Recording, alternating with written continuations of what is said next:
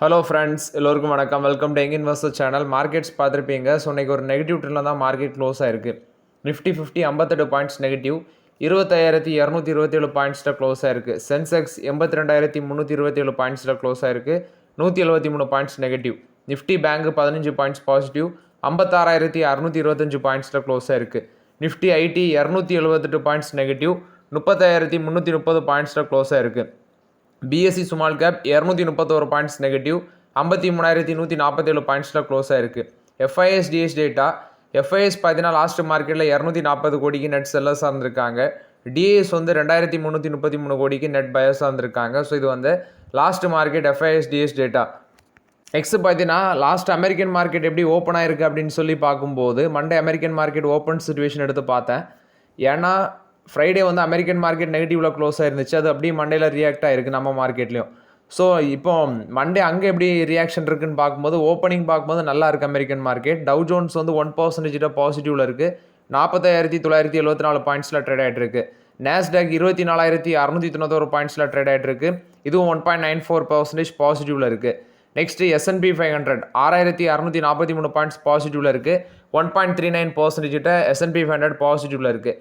So Tuesday பார்த்தீங்கன்னா நம்ம மார்க்கெட்டை ஒரு நல்ல ரியாக்ஷன் கொடுக்கும் அப்படின்னு சொல்லி எதிர்பார்க்குறோம். ஏன்னா அமெரிக்கன் மார்க்கெட் ஒரு நல்ல ரியாக்ஷனில் இருக்குது.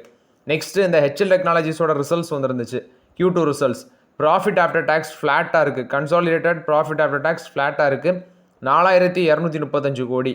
ரெவன்யூ ஒரு 11% வளர்ச்சி அடைஞ்சிருக்கு. 31942 கோடி. 12 ரூபா பார்த்தீங்கன்னா இன்ட்ரீம் டிவிடெண்ட் அனௌன்ஸ்மெண்ட் பண்ணியிருக்கிறாங்க. TCS 11 ரூபா டிவிடெண்டு, இவங்க 12 ரூபா கொடுத்துருக்காங்க. சீக்வென்ஷியல் பேசிஸில் ப்ராஃபிட் பார்க்கும்போது 10% வளர்ச்சி அடைஞ்சிருக்குது. அதே ரெவன்யூ பார்க்கும்போது 5.2% இம்ப்ரூவ் ஆயிருக்கு. 30349 கோடியாக இருக்குது. Constant currency revenue 2.4% quarter and quarter பேஸில் இம்ப்ரூவ் ஆயிருக்குது.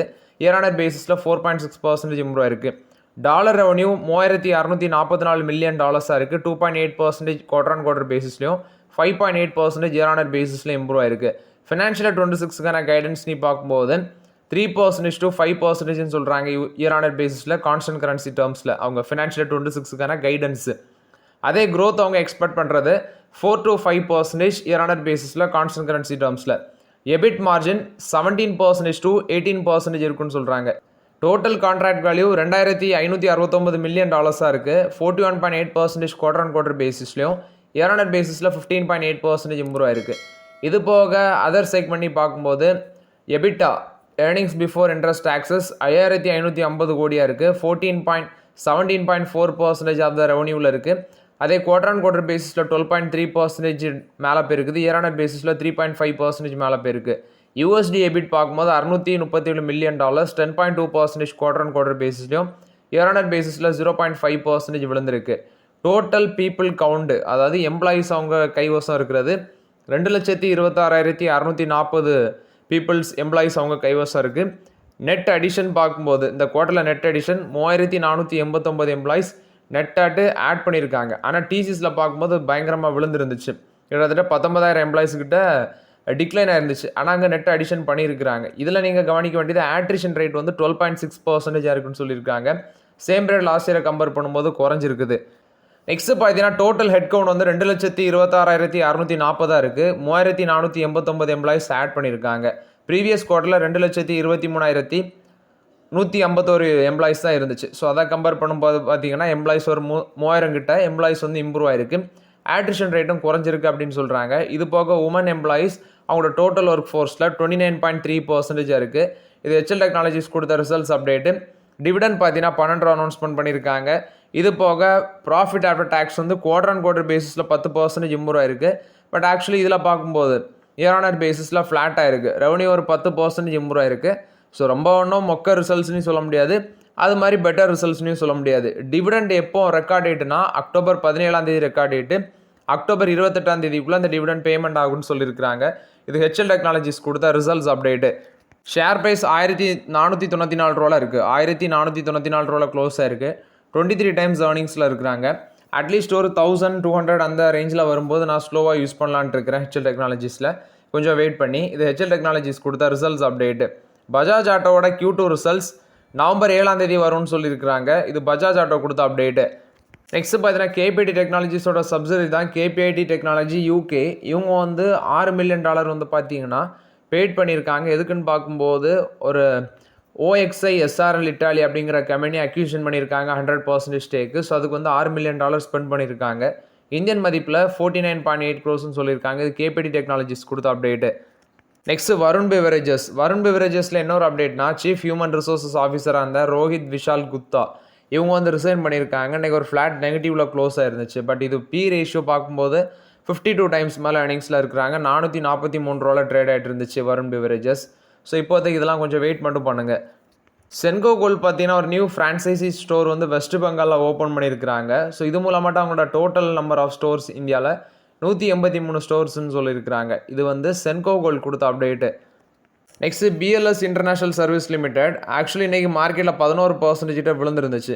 இந்த பங்கில் ஆப்பர்ச்சுனிட்டி வந்துட்டான்னு கேட்டிருந்தீங்க. 276 வரைக்கும் போச்சு, 298 க்ளோஸ் ஆயிருக்கு.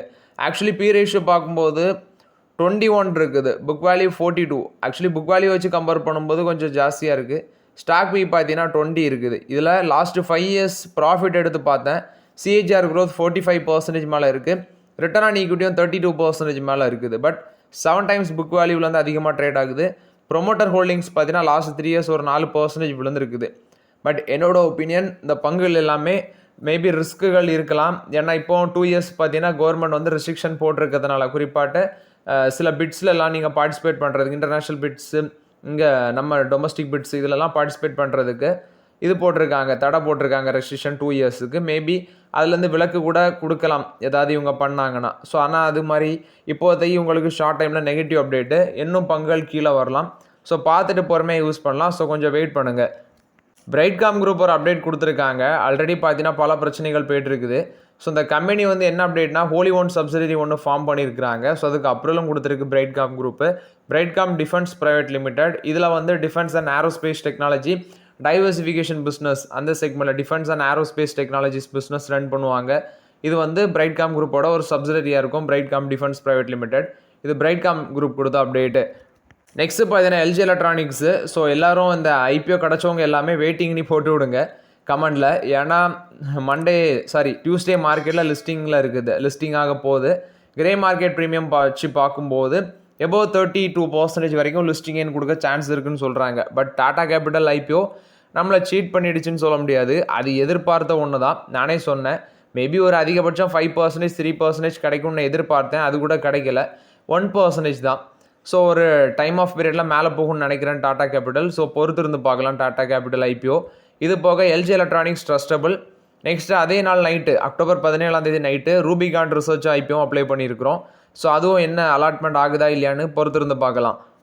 நெக்ஸ்ட்டு பார்த்தீங்கன்னா டாடா குழுமத்தில் 2 பங்குகளுக்கு அக்டோபர் 13 இன்னையோட அந்த காலி. ஸோ வீடியோ உங்களுக்கு காலையில் வரும். அக்டோபர் 14 2 இது வந்து பார்த்தீங்கன்னா ஒரு கம்பெனி ஸ்ப்ளிட் ஆகுது, இன்னொரு கம்பெனி டீமர்ஜர் ஆகுது. டாடா மோட்டர்ஸ் இவங்க வந்து 2 ஸ்ப்ளிட் பண்ணுறாங்க. லாஸ்ட் மார்க்கெட்டில் கூட 2% விழுந்திருக்கு.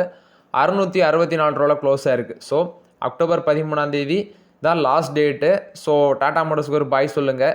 அது மாதிரி next Tata investment corporation limited இவங்க 7% மேலே போயிருந்தாங்க. $9,949 ட்ரேட் ஆகிட்டு இருந்துச்சு. இவங்க 1:10 அந்த ரேஷியோவில் ஸ்டாக் ஸ்ப்ளிட் பண்ணுறாங்க. ஸோ இவங்களுக்கும் பார்த்தீங்கன்னா ஒரு டாட்டா பொய்வாடா என் வழிகாட்டு ராசான்ட்டு. ஸோ இனி வந்து பார்த்தீங்கன்னா ஸ்ப்ளிட் ஆகிடும். இது டாடா இன்வெஸ்ட்மெண்ட் கார்பரேஷன் ஸ்ப்ளிட்டு தான். ஆனால் டாடா மோட்டர்ஸ் வந்து டீமர்ஜர் பண்ணுறாங்க 2 பிஸ்னஸ் ஆட்டு. ஸோ நாளைக்கு வந்து பார்த்தீங்கன்னா இது வந்து பிரியும் நாளையிலேருந்து. ஸோ வெயிட் பண்ணி பார்க்கலாம் என்ன நடக்குதுன்னு.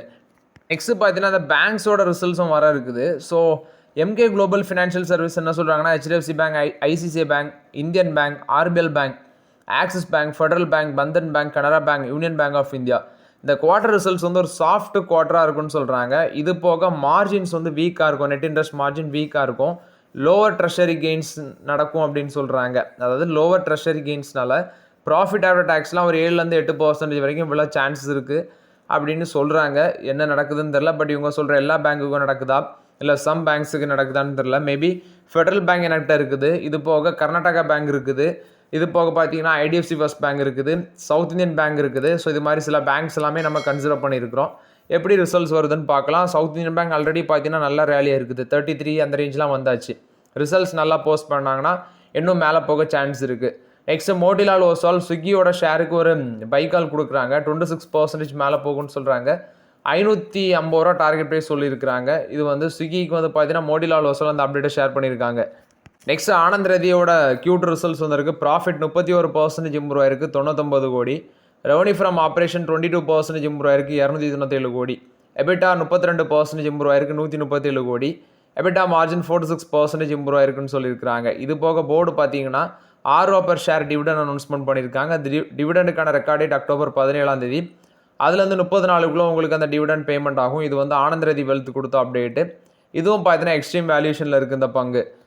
ஹீரோ மோட்டார் காப், அதாவது ஒரு வருஷத்துக்கு முன்னாடி இந்த பங்கை நம்ம தொடர்ந்து டிஸ்கஸ் பண்ணிட்டு இருந்தோம். இன்றைக்கி ஒரு நல்ல ரேஞ்சுக்கு வந்துடுச்சு மறுபடியும். ஹீரோ மோட்டார் காப் பார்த்தீங்கன்னா இட்டாலியன் மார்க்கெட்டுக்குள்ளே என்ட்ரி கொடுத்துருக்காங்க.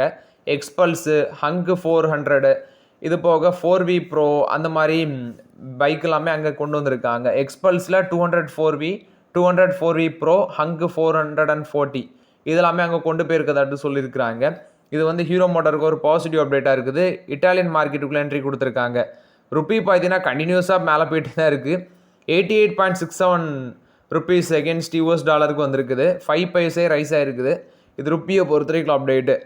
நெக்ஸ்ட் எமிரேட்ஸ் NBD, இவங்க வந்து பார்த்தீங்கன்னா RBL பேங்க்கில் majority of the stake acquisition பண்ணுறதுக்கு பேச்சுவார்த்தையில் இருக்கிறதாட்டு சொல்லியிருக்கிறாங்க. ஸோ ஒரு 51% ஆஃப் த ஸ்டேக் வந்து வாங்குறதுக்கு தயாராக இருக்கிறதாட்டு பேச்சுவார்த்தையில் போயிட்டுருக்குது. $1.02 பில்லியன். இது வந்து எமிரேட்ஸ் NBD RBL பேங்க்கில் மெஜாரிட்டி ஆஃப் த ஸ்டேக் வாங்குறதுக்கு பேச்சுவார்த்தையில் இருக்கிறதாட்டு சொல்லியிருக்கிறாங்க. நெக்ஸ்ட் பார்த்தீங்கன்னா Deepavali picks Axis securities pick பண்ணியிருக்காங்க சில ஸ்டாக்ஸ், இல்லை BSE எல்லாம் இருக்குது. ஃபஸ்ட்டு பார்த்தீங்கன்னா ஆதித்யா பிர்லா கேபிட்டல் 340 ரூபாலேருந்து 375 ரூபா டார்கெட் ப்ரைஸ் சொல்கிறாங்க. 31%லேருந்து 44% மேலே போகணும். BSEக்கு 2250 ரூபாலேருந்து 2885 ரூபா டார்கெட் ப்ரைஸ் சொல்கிறாங்க. 19 to 30% மேலே போகணும். ஹீரோ மோட்டார் காப்புக்கு 6300லேருந்து 7265 ரூபா டார்கெட் ப்ரைஸ் சொல்கிறாங்க. 24 to 43% மேலே போகும்னு சொல்கிறாங்க. நிப்பான் இந்தியா எலக்ட்ரிக்கல்ஸ் 1255 ரூபாலேருந்து 1455 ரூபா டார்கெட் ப்ரைஸ் சொல்கிறாங்க. 35 to 56% மேலே போகணும். ஐனக்ஸ் கிரீன் எனர்ஜி சர்வீஸ் 260லேருந்து 285 ரூபா டார்கெட் ப்ரைஸ் சொல்கிறாங்க. 28 to 41% மேலே போகணும். லாரஸ் லெபார்டரிஸுக்கு 1030லேருந்து 1115 ரூபா டார்கெட் ப்ரைஸ், 36 to 47% மேலே போகும்னு சொல்கிறாங்க. எம்டார் டெக்னாலஜிஸ் 1610 ரூபாலேருந்து 1400 ரூபா டார்கெட் ப்ரைஸ் சொல்கிறாங்க. 23 to 36% மேலே போகும்னு சொல்கிறாங்க. NBCC 130லேருந்து 145 ரூபா டார்கெட் ப்ரைஸ் சொல்கிறாங்க. 30 to 45% ரிட்டர்ன்ஸ் தரும்னு. NMDC 90 ரூபாலேருந்து 105 ரூபா டார்கெட் ப்ரைஸ், 24 to 45% வரைக்கும் மேலே போகும்னு சொல்கிறாங்க. 197 கம்யூனிகேஷன் 1310லேருந்து 1505 ரூபா டார்கெட் ப்ரைஸ் சொல்கிறாங்க. 19 to 37% மேலே போகும்னு சொல்கிறாங்க. ஸ்டேட் பேங்க் ஆஃப் இந்தியாவுக்கு 940லேருந்து 1035 ரூபா டார்கெட் ப்ரைஸ் சொல்கிறாங்க. 14 to 25% மேலே போகும்னு சொல்கிறாங்க. சிர்மா SGS டெக்னாலஜிஸ் 985லேருந்து 1080 ரூபா டார்கெட் ப்ரைஸ் சொல்கிறாங்க. 35 to 48% மேலே போகும்னு சொல்கிறாங்க. இது பார்த்தீங்கன்னா ஆக்சிஸ் செக்யூரிட்டிஸ் தான் தீபாவளிக்கு இந்த ஸ்டாக்ஸ் எல்லாமே பிக் பண்ணியிருக்காங்க. ஸோ ஓகே ஃப்ரெண்ட்ஸ், ஆக்சுவலி இந்த வீடியோவில் சில இம்பார்ட்டன்ட் அப்டேட்ஸ் எல்லாமே டிஸ்கஸ் பண்ணோம். இந்த வீடியோ உங்களுக்கு பயனுள்ளதாக இருந்துச்சுன்னா லைக் பண்ணுங்கள், சப்ஸ்கிரைப் பண்ணுங்கள், கமெண்ட் பண்ணுங்கள். Okay friends, thank you.